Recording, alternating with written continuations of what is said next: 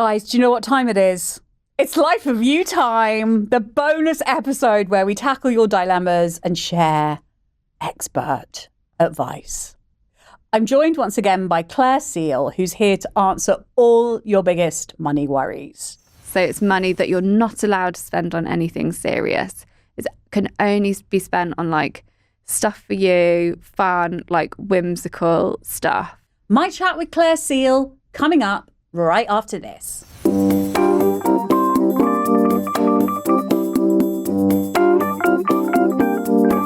is a really good question, and it's such a good question that the person who sent it wants to remain anonymous. I'm a saver and my partner is a spender. We constantly argue about finances.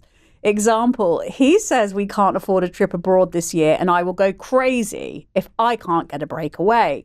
How can we stop money from causing so many fights? This is actually, I say it's anonymous. This is basically from me and my husband.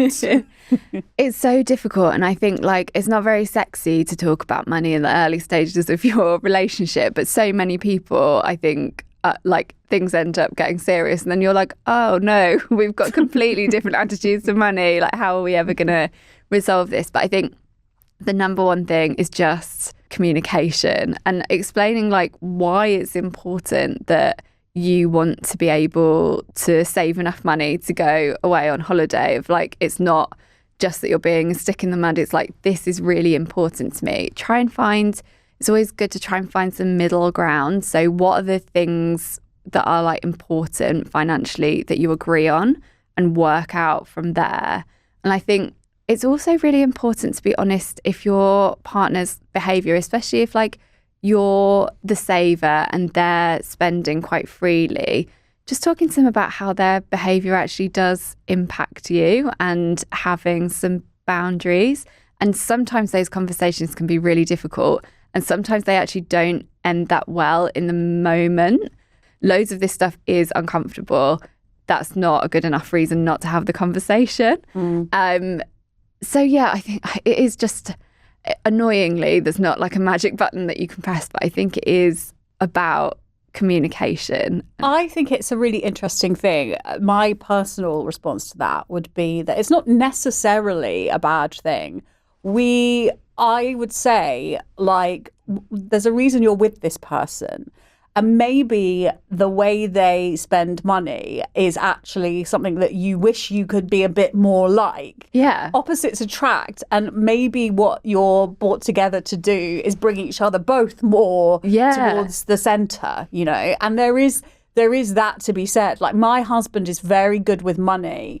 And I, you know, when we met, was a bit more cray-cray. And we've both, what's so interesting is that we've both sort of come more to the middle. Yeah. And that's quite a nice thing to think about because we look like sort of chalk and cheese, but we've both learnt things from each other. Yeah, and I think that is definitely a real positive spin. Like, especially, I think sometimes if you're like defining yourself as a saver, sometimes it might come with a bit of anxiety about spending money. And if you can learn to like, you know, we all work really hard for our money. We should be able to spend it on things that we enjoy sometimes. But yeah, I think you're right. Like, if you can bring each other a bit more to the middle, find some common ground, find some common goals, even like agree on things that you'd like to do together and then be like, okay, how do we work together to fund this rather than it feeling like you're constantly lecturing the other person about their spending. Yeah. This is from Marie, and she says, I feel guilty when I spend money on myself, even when I can afford it. How do I change my mindset? My money mindset. Oh, so tough. So I think sometimes you just have to sort of bully yourself into it a little bit. Something that can really help is if you set up a specific pot of money. So, you know, within your bank account, a little fund, like a slush fund. So it's money that you're not allowed to spend on anything serious. It can only be spent on like stuff for you, fun, like whimsical stuff. And then sort of if you don't spend it on that, you're breaking the rules a bit.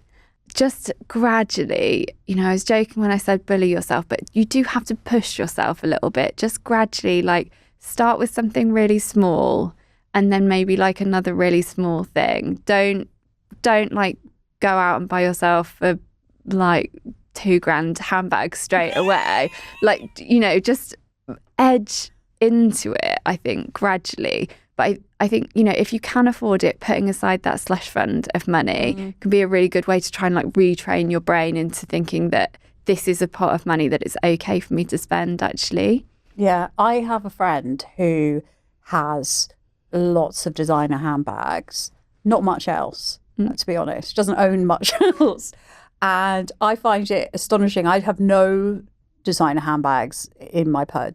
I have an M&S handbag, which I like very much, even though the handle keeps breaking. But, you know, like that's her thing. And then my thing is that I like to travel. I don't call it going on holiday. I call it, I like to travel. Mini retirement. Because that makes me sound more cultured than just going on holiday.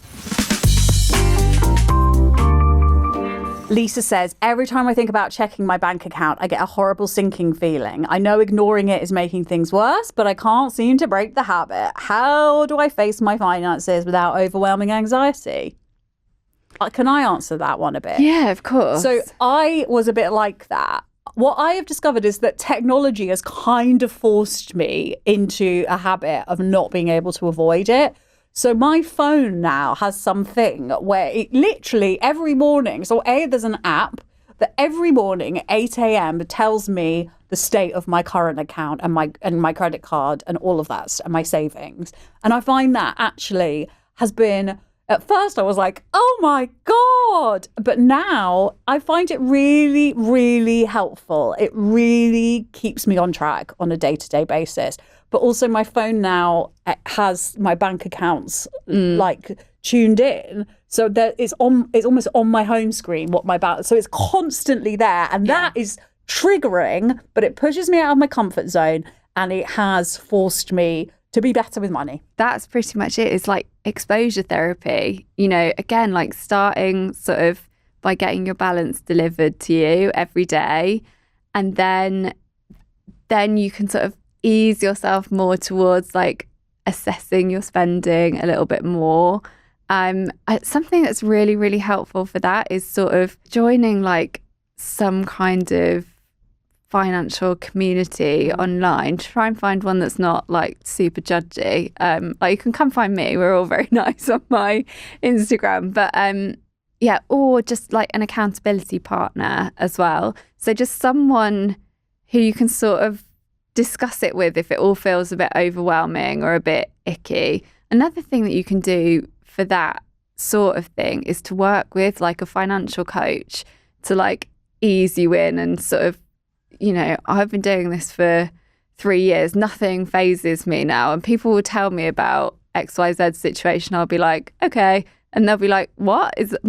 My life's not over. I'll be like, no. So that all feels very manageable to me. So I think it is about like just gradually exposing yourself more and more. But yeah, technology is really useful for that because you don't have to go out there and get the information. You can have it delivered to you, which I think, it's uncomfortable. We were talking about how you can just spend money without even realising it now that we're very much a cashless society. My phone now also, whenever I do the double click for Apple Pay, because it's so easy to buy things on Apple Pay, but what I found is it now tells me the balance. So I'm confronted with that every time I have to make a decision to buy something. Yeah, I think that's helpful. It just gives you the context that you're like splurging. Yeah, exactly. It's I think it's really useful. And again, like you can just do it bit by bit. You don't have to like plunge yourself right into it. A massive thank you to Claire for all of her practical advice and real-world strategies today. If you found this conversation helpful, please send it on to a friend who might need to hear it. And don't forget to hit follow or subscribe so you never miss an episode again. Take care of yourself, and I'll see you next time.